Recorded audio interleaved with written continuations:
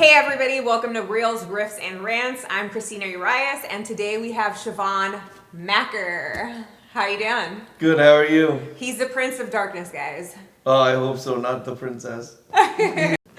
So Shivaan just got back from, was it the Horror Fest in New Orleans? Yeah, Screen Fest. It was pretty fun. We screened our movie and had a pretty good screening. Pretty good turnout, a pretty good reception to the film. Lots of people yelled Jesus and gasped. Yeah. It was fun. So it's Hate Thyself. What was the inspiration? How did you come up with the idea? I mean, I starred in it and read the script. It's amazing. It's very scary, disturbing. But so how did that come about? So I started writing an outpatient program for my OCD, and they basically asked me, what's your goal to basically put you in the next spot? I guess you can say life goal, and I said make a feature. And I wrote it there, and while I was reading and doing research for some serial killers like Bob Berdella, Jeffrey Dahmer, and Ed Gein. Yeah. And a lot of those scenes from the movie are taken directly from the crimes these guys committed to, and the violent things they did to their victims. And I know you have this private collection of yours that you have like letters from serial killers, you've got memorabilia. Tell us a little bit about that. I got paintings from John Wayne Gacy, from Bob Bardella, Ted Bundy I got a letter from. And how does one acquire that? I got a pen pal who writes to them, and she basically is my connection. I collect them and I write such stories because it just baffles me that these people can commit such violent crimes, and these people become victims to the killer at the end of the day, when they could have been someone to cure cancer, someone to do something with their life, and at the same time was a brother, sister, son, daughter, but they just became number 4 to their killer. So that baffles me. That's why I collect and write such stories, and why I talk to this pen pal, and she kind of gets into the head of them. And how did you meet her? Through social media, actually. Okay. Yeah. And so she's had these relationships with these serial killers for years. Oh wow, how old is she? BTK. She must be around a little under 40, maybe. Oh wow. Yeah. That's crazy. Yeah. Wow, I guess there's something out there for everybody, huh? Yeah, she's big into writing to school shooters too. Oh, wow. So school shooters, serial killers, family murderers. I think they call them actually family annihilators. That's the right term. Oh wow. Yeah. Arsonists. It's crazy. That's what I'm saying. It goes back to that obsession that I have, that baffles me, that these guys killed so many people. So, I mean, what is your actual obsession? Like, are you so appalled that they're doing these heinous crimes, and you're like, oh my God, they could be doing something more productive? Is that what you're saying, or like? Well, it gets a little more complex than that. It dwells into if it's nature or nurture. It dwells into child abuse is a big thing. It dwells into the psychology of them. Also, at the same time, it's the awareness of evil, that evil exists, that God created this, and we should be aware of it, Yeah. And it's and that's what I try to incorporate in the movie too, and that's my overall theme as a filmmaker. That I try to establish, and that's why I do the things I do as like a writer and a director and a producer, and make dark things that push the boundary. It's because cinema is the safest place to experience fear. Yeah. Hitchcock said that. It's just the awareness of evil. So cinema is the safest place to experience it. What you were saying, it's nurture versus nature, or the other way? Yeah. Yep. And then at the same time, the awareness of evil. Hitchcock said that cinema is the safest place to experience fear. So that's why I don't think I do the things I do, because um, cinema's a safe place to push the boundaries, and you can really show evil for what it is.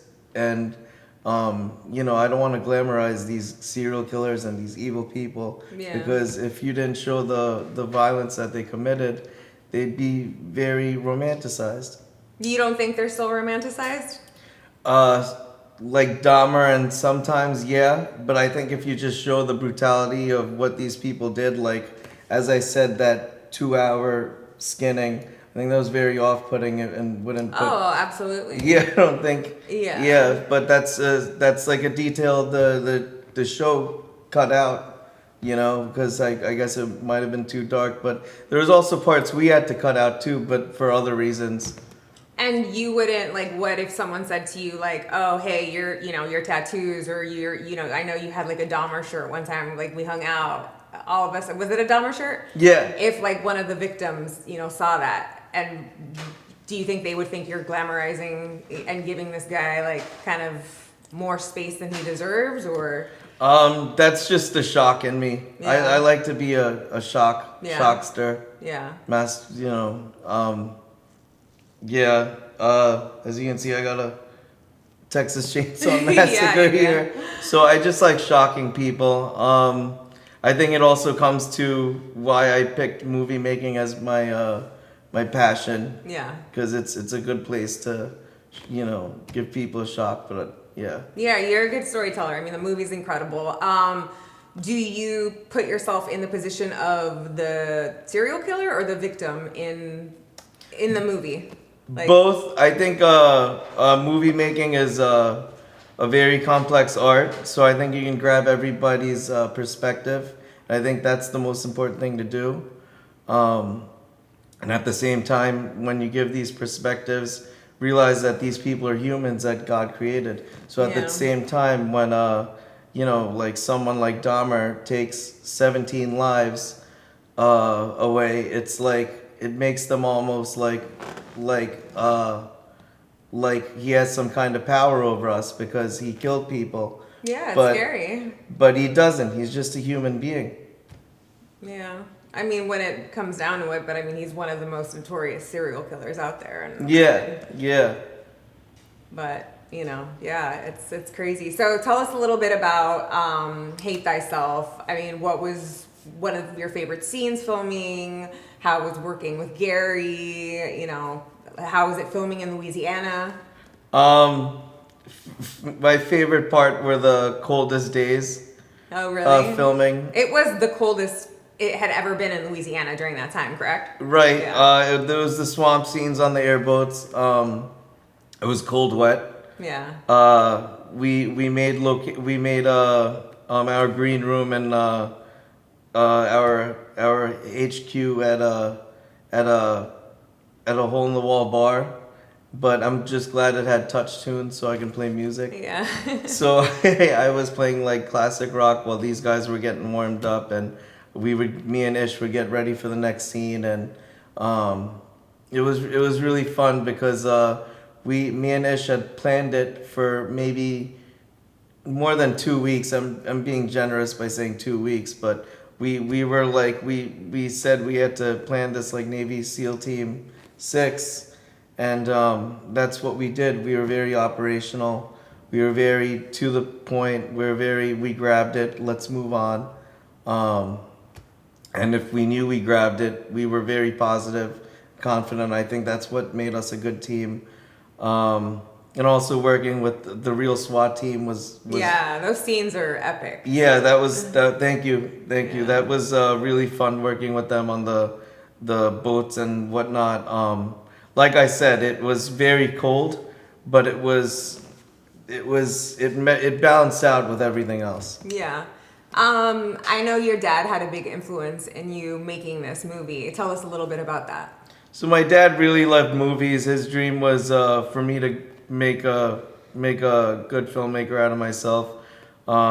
He also produced my last short in Pastiche, which did a lot in the festival run, got over like 200 or 300 awards. But it's how actually me and Ish met. And but my Who dad. was your cinematographer? Was Ish? Yeah. Oh for wow. that, yeah. Oh, okay, that's awesome. Yeah. I didn't know. Why didn't I know that? Yeah, no, it was a fun movie. Again, dark, Yeah. twisted. I actually gave my dad a cameo at the end. Oh, Yeah, that's awesome. but he's supposed to be what he is. It's the time when he has like terminal cancer and he looks like it. So, but in the story, he's supposed to be like a CEO that also has terminal cancer and he wants to make his last hurrah making fake news.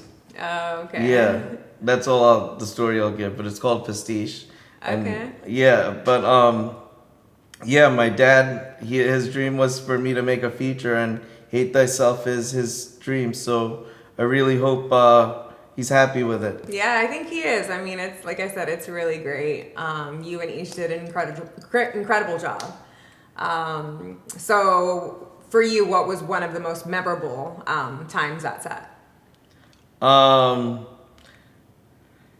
There's so many memorable parts. I'm trying to think that would be very, very funny and memorable.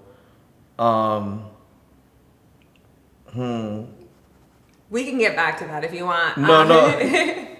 Okay. Yeah. It was just. I guess I was just so focused. I didn't really see anything as funny or memorable. Yeah.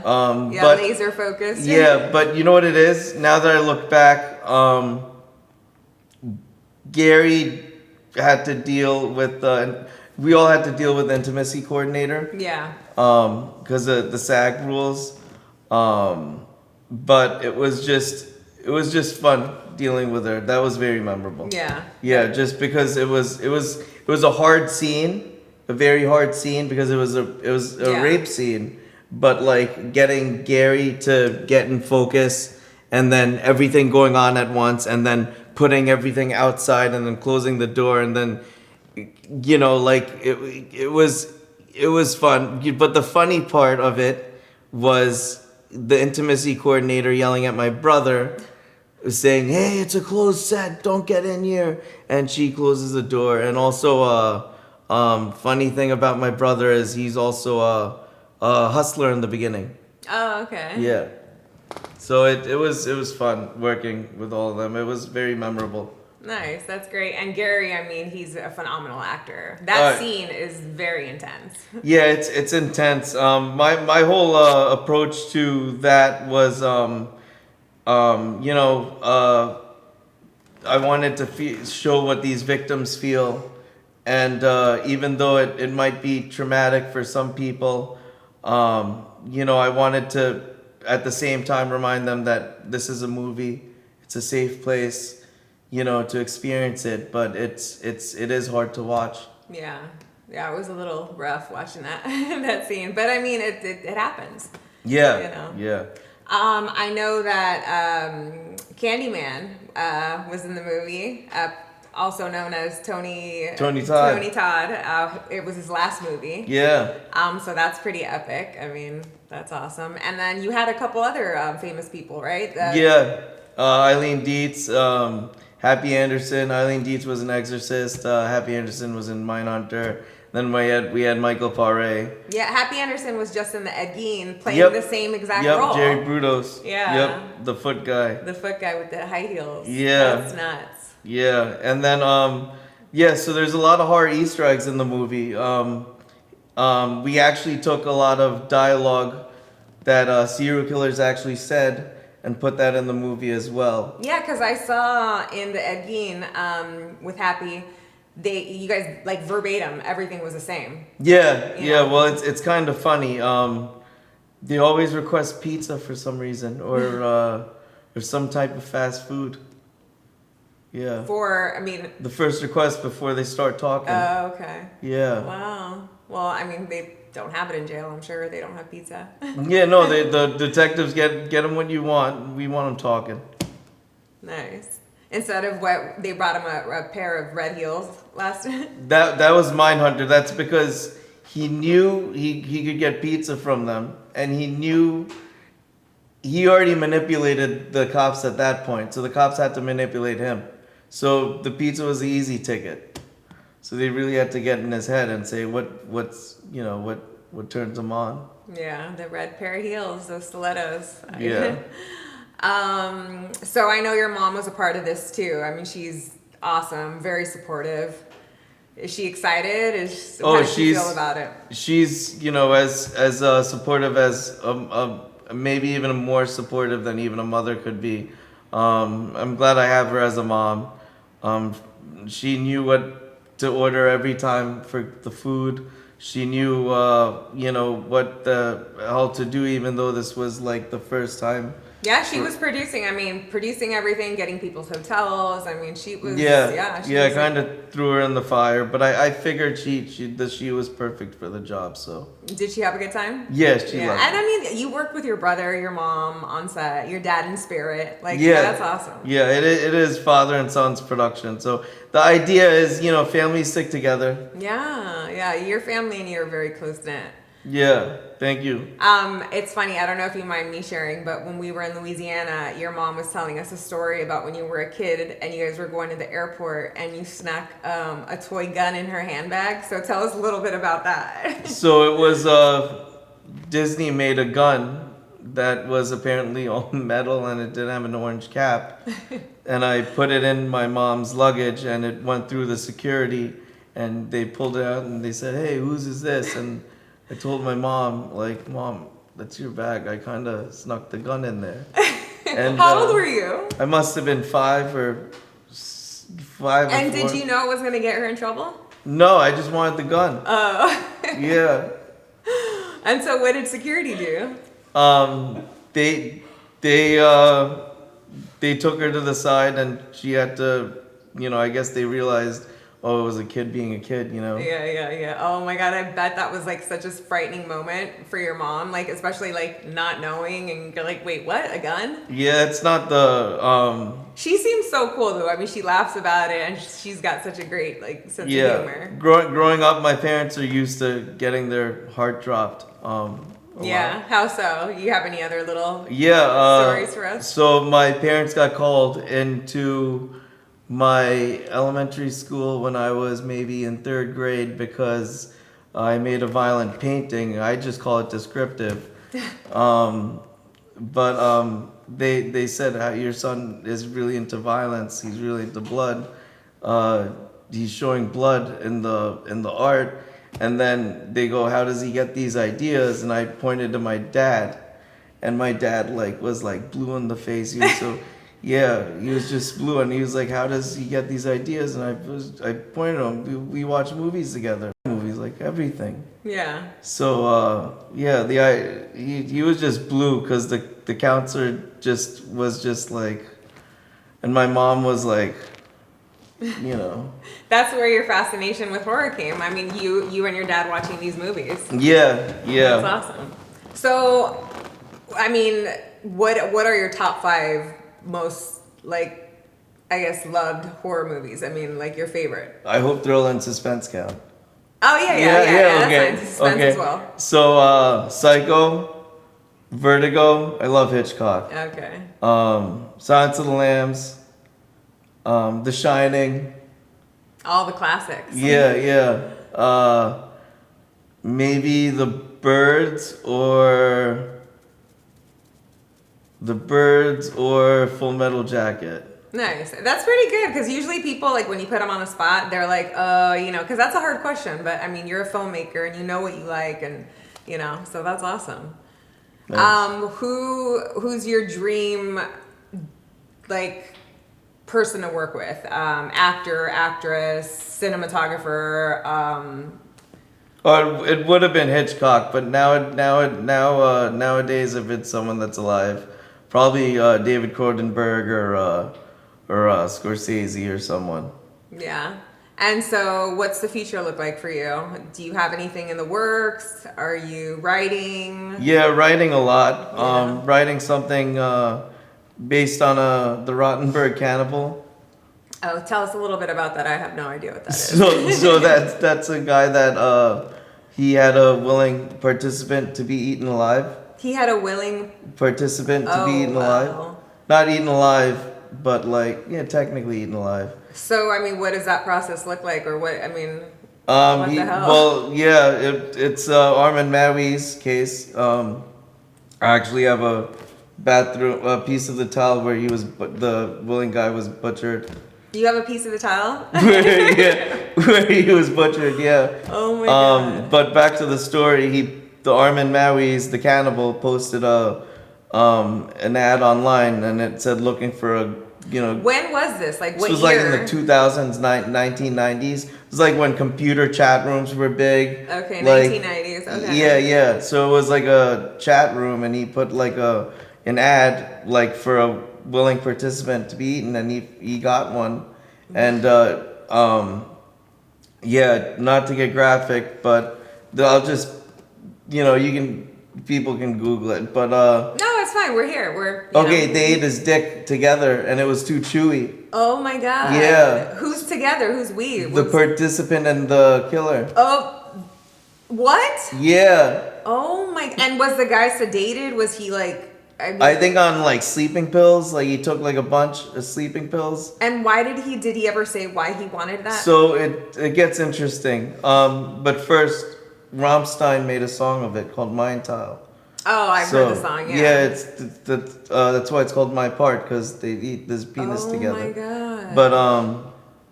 But the DA in Germany wanted to nail this guy for murder, and it was like hard for him to get nailed for murder because it was a willing participant. Yeah, right. Yeah. So they had to basically say that this guy was super depressed and he was in the equivalent of legally insane, like not in the right mind. Yeah. But of being a participant. So he's alive and he's in jail. Oh my! Do you write letters to him? I don't, No. but I know people that do, and I just have stuff from him. Yeah. If you had the opportunity, where he's in Germany, you said? Yeah. Because you're writing this movie. If you had the opportunity to meet with him, would you? Hell yeah. And so that was his only one and done murder, like. Yeah. And so I mean, he just wanted to. That we know of. That we know of. Oh God, that's crazy. Like, how does that even like? How do you even come up with something like that? So. Do you know a little bit of his background? Like, I'm interested. Like, I studied a lot about cannibals. It's interesting. It comes to being a fetish, and it comes to being besides like the case where those guys got stranded on the plane and ate each other to survive. Yeah, besides the survival thing, like if you don't need it and it seems like it's just a fetish. And the person wants them to be with them forever.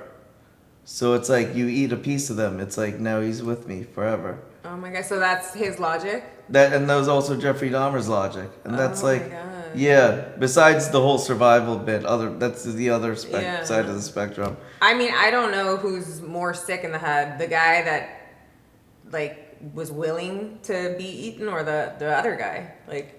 Yeah. God. And then there's also they call it Renfield syndrome. It's when people think they're a vampire and they drink blood. It's a type of cannibalism. Oh really? Is that common? I mean, I've heard about it and stuff like in movies, but it's people that are schizophrenic will have it sometimes. Richard Chase, they call him the Vampire of Sacramento. Okay. He had it. He did some very sick things. He would put organs in a blender and drink it. Human organs? Yep. Oh, wow. Oh my God. So crazy. I mean, you definitely have a lot of content. There's a lot of fucking crazy people out there to write movies about. But it's the world we live in. Yeah, God. So did you watch the Ed Gein on Netflix? Yeah. What did you think about it? It was really good. I was a fan of it just because I'm a fanboy of like the whole lore behind Ed Gein and behind Silence of the Lambs and Texas Chainsaw Massacre and especially Psycho. But I don't know, maybe for other people that don't know the lore, I wouldn't expect them to like it as much as I did. Yeah, and then what'd you think about Charlie Hunnam's Oh, he did portrayal? a great job. Yeah. I think mother would be very approval. Yeah. Yeah, mother, God. And so we're going back to like nurture versus nature, and I mean, a lot of these guys had fucked up childhoods. I mean, you Yeah. know, so it's just like this, and a lot of them like had mommy issues too. Yeah, yeah. What do you say to that? I think it definitely adds the ingredients for it, but there's some people that had a very good childhood, and then Armin Maries, he had a very good childhood, and he just wanted to kill he didn't want to kill a guy, but he wanted to eat a guy. So it's like, no, he did have a dominating mother though. He did. Yeah, I'm trying to think of someone that didn't, but yeah. Well, what are they saying? It says like a psychopath is made, or is it the other, or a sociopath? I don't know. Yeah, there's like you're either like a Born or psychopath. Yeah, you're not born a psychopath. Like I think psychopaths are born and then sociopaths are made. Made, yeah. There you go. Because yeah. Man. I'm gonna have to Google that. Yeah, I know. We'll fact check that. But man, that's crazy. So all this war, and I mean, does it ever affect you when you're home alone and like looking at this crazy memorabilia that you have? Do you ever get the chills or scared or? It inspires me. I don't know. I think that's the rush I go for. Yeah, I mean, you like being scared. I mean, we all do. We all love horror movies. So Yeah. I mean, it's like that thrill. It's like you kind of turn into like you want the serial killer to die, you know. So then in turn, you're kind of also a killer. You know? At the same, it goes back to the fascination with the belief that I can't believe this guy took so many lives. Yeah. You know, and he's human. He's a human being. He was just same blood and flesh like us. And so you think what they have like a god complex? Sometimes, yeah, they do. Yeah. Yeah. Yeah. So you don't get scared easily, or you're not squeamish? Or, No. I think last time I got scared was probably when I was a kid. Yeah, and how did you get scared? Actually, I caught a peeper. Oh. Outside my door. Really? Outside my window. Oh my God, how old were you? I must have been 16. So that's the last time I was scared. So that actually gave me the idea for Prestige, but back to the peeper story. Yeah, we dude, it was nuts. Like my brother, I was like, Mom, there's someone outside. Mom. My brother goes out. He catches it. We had these props as a sword. My brother grabs a sword, chasing him outside. Your mom grabs a sword? My brother. Oh. He was in the other room. Because this guy, we knew he was gonna come back because he tried. Well, first of all, we found out that this guy was loose, and he was a wanted criminal. Okay, so where were you guys living at? Sea Caucus. Okay. Yeah, we was in the Jersey? same neighborhood we still live in, but it's a safe neighborhood. And so he escaped from some place. He's just a career criminal. Okay. And my dad was smoking one time, and he came to the back once and said, "Oh, I dropped my friends threw my keys," which was complete bullshit. He was just like scoping it out. Yeah. You know. So then next time, my dad was like, he's like, "There's nothing," but. Whatever. Next time, we'll call it in or whatever. Yeah. But then I caught this fucking peeper, and I described it as the same fucking guy, What did he bald look and everything. Yeah, bald white guy. How old? I don't know. He must have been maybe 40 or 45 or something, but around that age. But I said, "Oh my God, it's a fucking." He was literally going like this and like trying to dodge so I couldn't see him. Oh my God. How close was he to your house? Like right this is up the against window. Yeah. Stop. And he saw me. He saw me naked. So Oh, you were naked. yeah. So I just got out of the shower. So I was like, what the fuck? Oh my God. So yeah, my brother grabs a sword, starts chasing him. My mom's like, call the fucking cops. Call the fucking cops. My dad's like, it's the same guy, I'm telling you. And he's going out, and they're trying to chase him down. And then he's gone already, and the cops come, and then we pinpoint him. It's the same motherfucker from the mugshot. And Jesus. yeah, so my house was on a constant Surveillance. surveillance. Yeah. And so, what was this guy's backstory? I mean, did he end up getting? I think he got arrested, but he was a arrested? career criminal, and it was for like he seemed pretty dangerous. Not gonna lie. Damn. Yeah, Did you I ever- think that might have traumatized me, and I might have repressed it. Oh. Yeah. Yeah. Maybe. Shit. Yeah. Like that's yeah. I mean, that's pretty scary. At 16, I would Yeah. say so. Wow. Yeah, at 16, you think you can kick everyone's ass? Yeah. I mean, I would be scared shitless. And so tell us about these swords that you have, like, just at your disposal. Like, what, your brother, like, had the sword, you said? Well, we had like 3 or 4 swords. My dad used to like collect weapons. Oh, they were actual, like... Yeah, because he used to have guns, but he shot me. What? Yeah. Your dad shot you? Yeah, when Tell I us was about like that. 4 in India, I used to be a big time hunter. So I got this scar right here. Oh, shit. Yeah. Let me see. Oh, my goodness. Yeah. You were 4? What kind of gun? I don't know, but it was a hunting gun, and you know how they say don't point guns. Yeah. He pointed the gun at me, and he said it was because I said a curse word to this day, but it's a joke. I tell everyone I was pretending to be a deer, but the thing was like he basically pointed the gun And said don't cuss? the or I'll gun shoot the you? gun went off.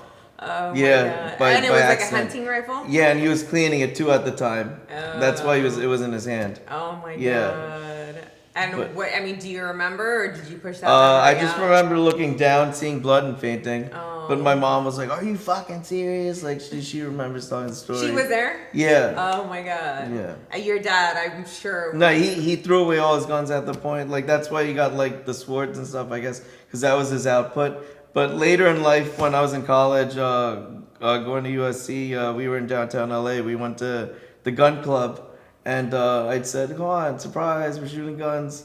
To your dad? Yeah. Surprise, Dad. Was he traumatized? No, he was happy. He shot the dirty hairy gun. Oh, okay. Yeah. Oh, my. Well, I mean, you have a good, like, I feel like you're not traumatized by that. That's Yeah. a fucking crazy story. Thank you. My dad shot me. I mean, wow. He did? No, I'm saying No, true. I'm kidding. But wow, you're just full of surprises and stories. Yeah. Jeez, I could see where you get all this, material and, that's awesome. Much for coming on Reels, Riffs, and Rants. And Thank you. Yeah, thanks, Shivaan. Hell yeah.